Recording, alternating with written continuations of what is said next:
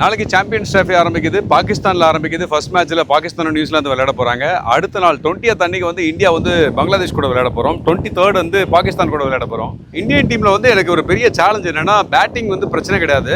நிறைய பேர் 9 பேருமே பேட்டிங் பண்ணுற மாதிரி தான் ஒரு டீம் இருக்குது. ஸ்பின்னருக்கு பஞ்சமே கிடையாது. நிறைய ஸ்பின்னர்ஸ் இருக்காங்க.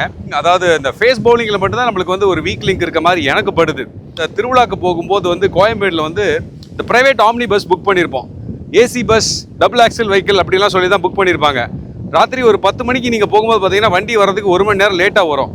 அப்போ லேட்டாக வரும்போது பார்த்தீங்கன்னா நாம் எதிர்பார்த்த வண்டி வராது, ஒரு டப்பா வண்டி ஒன்று வரும். என்னடா நான் புக் பண்ணும்போது வேற ஒரு வண்டி இருந்துச்சு, நீங்கள் வர வண்டி வேறையா இருக்கே அப்படின்னு பார்த்துட்டு வேற வழியே இல்லாமல் அந்த வண்டியில் தான் நம்ம ஏறி போவோம். ஏன்னா அடுத்த நாள் திருவிழாக்கு நம்ம ஊருக்கு போகணும் இல்லையா? அந்த மாதிரி நம்ம எல்லாமே பும்ரா இருப்பார் நம்ம எதிர்பார்த்தோம்.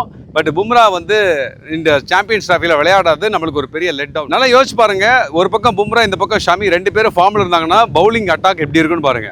ஷமி நல்ல ஃபார்முக்கு வந்து சூப்பராக போட்டாரு, விக்கெட் எடுத்துட்டாரு அப்படின்னா அந்த ஃபர்ஸ்ட் 10 ஓவரில் அந்த பவர் பிளேயில் கேமோட டைனமிக்ஸே மாறிடும்.